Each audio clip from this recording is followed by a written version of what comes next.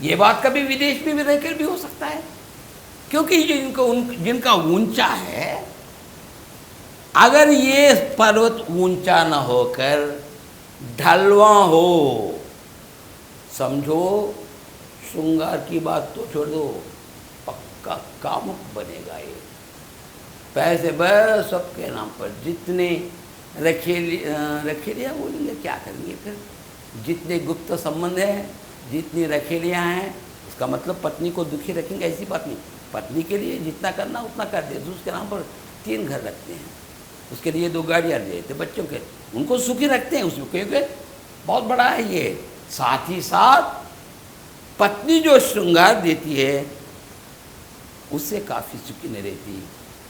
नहीं, ज़रा काम वासना, इसलिए न बंधु है न पड़ोसी है, बस जिस किसी लड़की को देखे दृष्टि तो बढ़ती है आगे, कभी कभी तो इसको माहौला भी समझ बैठते हैं, इसलिए जो पीछे नहीं। ये बात मनुष्य को चाहिए कि चरित्रवान बने।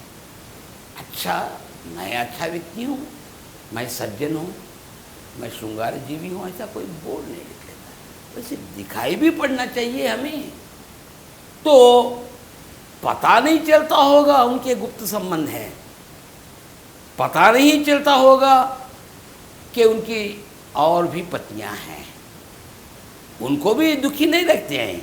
एक एक के नाम पर एक एक घर, एक एक के नाम पर एक गाड़ी। अरे सुख भोग है ना इनके लिए, श्रृंगार काम के लिए। इतने बुरे गुण होंगे, मैं ये भी नहीं बता रहा हूँ, इसमें से 2-3 बुरे गुण होंगे। हो सकता है श्रृंगार जीवन बिता सकता है, हो सकते हैं कि दान धर्म ज़्यादा करते होंगे ज़रूरत से ज़्यादा। अरे 2 हाथ है, 2 हाथ से दो ना। पात्र को देखो, क्या वो योग्य व्यक्ति है दान लेने के लिए या देने के लिए? देखो, योग्य व्यक्ति हो तो ही दान करो, योग्य हो न हो, हाथ पसारा तो डाल दो।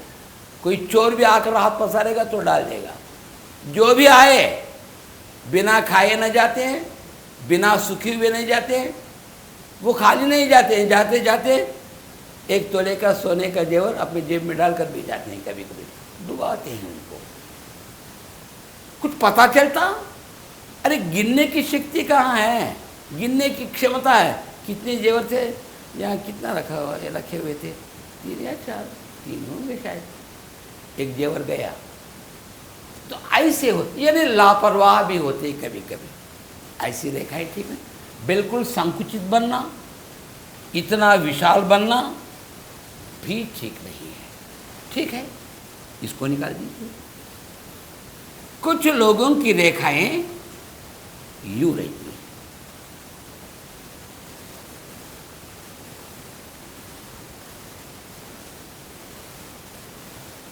मोक्ष स्थान तक है इनकी जीवन रेखा। हो सकता है यही इनकी मृत्यु हो सकती है, बालारिष्ट के रूप में, बचपन में ही मृत्यु, या 3 साल के बाद, या 6 साल के बाद, 7 साल के बाद। बच गया 1 साल अच्छा रहता, फिर बीमार, फिर ऐसी में रखते उनको, फिर बीमार बीमार बीमार बीमार, जीवन भर रोग ही रोग, रोग ही रोग। ठीक है, ऐसे नहीं चाहिए। यानी हर साल कोई ना कोई एक गंड, कोई ना कोई प्रमाद, कोई ना कोई ऑपरेशन, कोई ना कोई एक्सीडेंट, कोई ना कोई बड़ा रोग, हॉस्पिटल के अतराफ घूमते रहते हैं। उनको घर के प्राणी बताने के बजाय हॉस्पिटल का प्राणी कहना अच्छा है। पैसे हैं, हाँ खर्चा कर रहा, खर्चा तो चल रहा, क्योंकि यहाँ 2 रेखाएं रिसीवर्स अच्छे हैं, पित्रार्जित है, पूर्वार्जित है, स्वार्जित की बात तो छोड़ दिए, रोगी है, स्त्री अर्जित भी है, वो भी कुछ नौकरी कर।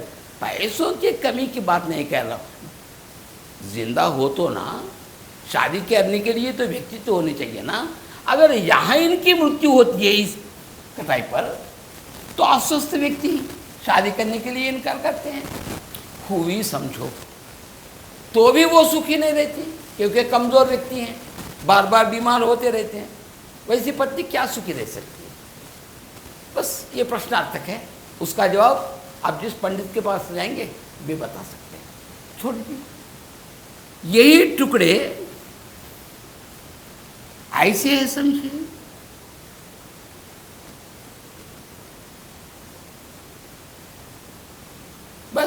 वही फल।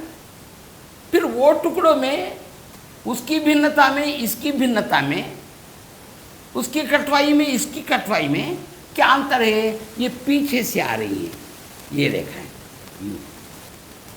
बीमार होगा, हॉस्पिटल जाएगा, तंदुरुस्त होगा, कुछ साल अच्छे रहेगा, फिर एक्सीडेंट, फिर हॉस्पिटल, 1 साल 2 साल अच्छे, फिर एक ऑपरेशन, फिर हॉस्पिटल की जीवी, फिर अच्छे रहेंगे, 1 साल 2 साल, फिर बीमार, हॉस्पिटल में ही।